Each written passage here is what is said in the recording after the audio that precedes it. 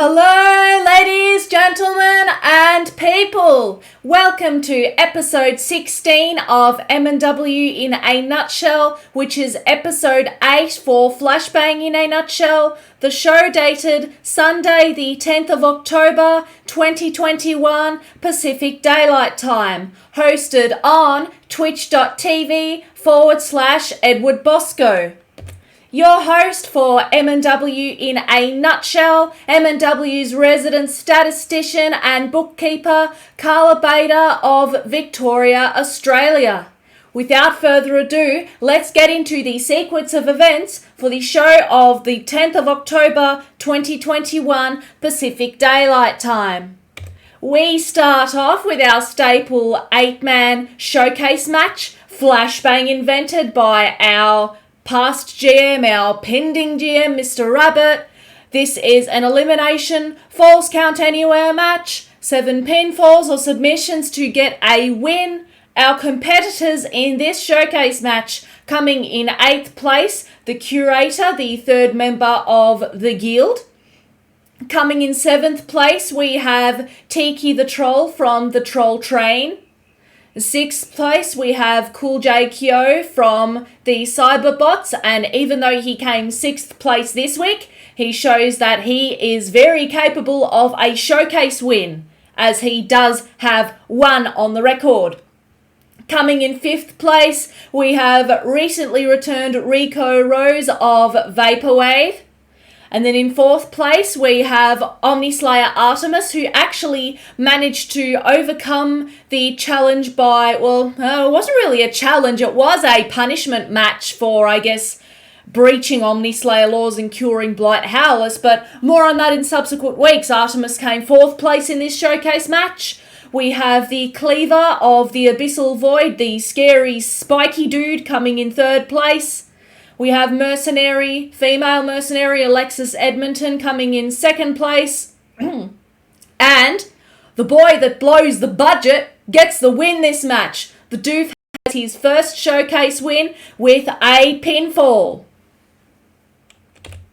Then we have a voiced promo from Artemis of the Omnislayers, who we had mentioned during that showcase match.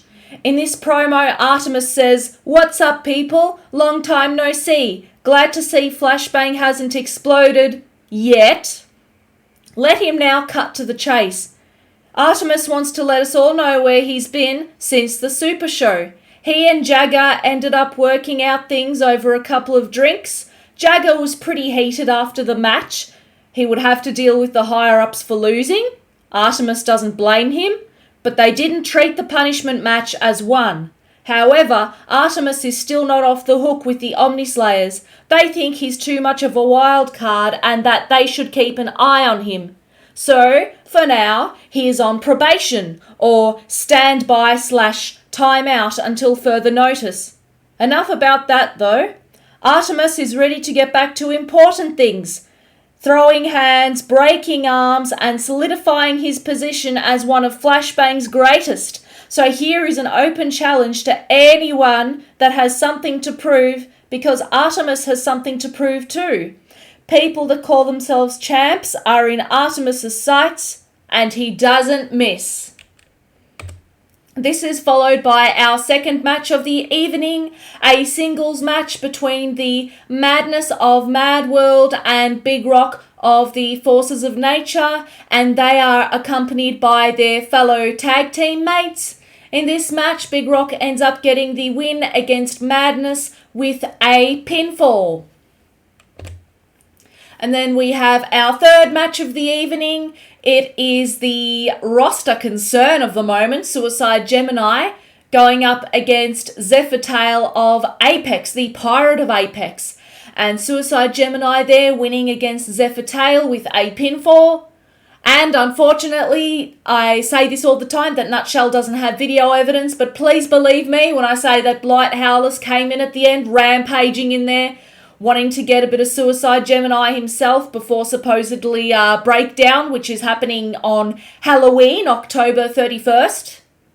So yeah, we'll see what the fallout is, but as Gemini said last week, he was going to have a few warm-up matches with people, obviously people that have grudges with him, or just, I guess, every member of the roster at this point. There's not enough weeks to fit all that in Suicide. But without further ado, until the following week, let's move on to the next event.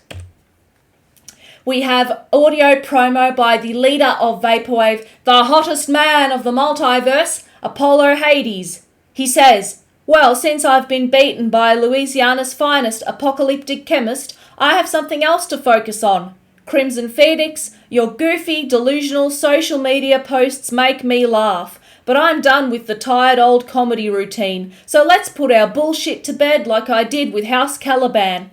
I am challenging you, Phoenix, to man up or shut up in a match of your choosing. I fear no stipulation. So, brass, get the fire department on speed dial and tell the audience to bring their sunglasses, because this match will be hotter than Manatee's kitchen and will be a certified face matter. I'm Apollo Hades, and I'm certain by the end of this match, I will be the hottest man in this multiverse." And that leads us to our fourth match of the evening. This is a round 2 tournament match for the World Championship, which will be defended at Apocalypse. No, not Apocalypse. That's already done. Breakdown. This is Flashbang here, folks. Yes, Nero Napier is our current world champion, and that will either change or stay the same at Breakdown. So round 2 is triple threat matches. There are going to be 2 triple threat matches. This is the first one. Kath Gina, the Fae Queen, Wiley, the Dragonborn, and Jack Andrews, the Black Prince. In this match, once again, we don't see because there's no video evidence, but just believe me when I say that Wiley had Jack Andrews trapped under ice, and that gets Wiley to round 3 of the tournament. And then we have an audio promo from the Cyberbot's Cybercontroller. He says, "Fear. He does not know fear. His motions are not relevant to his feelings. He simply acts as he must to procure victory. That is all, El Pollo." However, Cybercontroller is surprised that El Pollo would hide behind Wiley in the qualifiers tournaments to get back at the Cybercontroller. And El Pollo succeeded. But as the ref was shown, no one trespasses him and survives unscathed. If El Pollo really desires to prove just how wrong Cybercontroller is, perhaps a match with him is what El Pollo should ask the brass for. It is up to El Pollo, but Cybercontroller believes that if El Pollo doesn't, it proves one thing, that him and everybody else on Flashbang fears the deletion. Whatever that means, so that's the Cyberbot's catch cry there, fear the deletion. I've heard that in just about every promo since their inception there. But moving on, we now have another match, the 5th match for the evening, a fatal 4-way match between Aristocratic Canid, Demolition Fox, Matt Baker, who is another member of APS, and then we've also got Joseph Cowman, the leader of Fabulous. For a while, it seemed like Demolition Fox had that match pinned. Get the pun there, he had it pinned.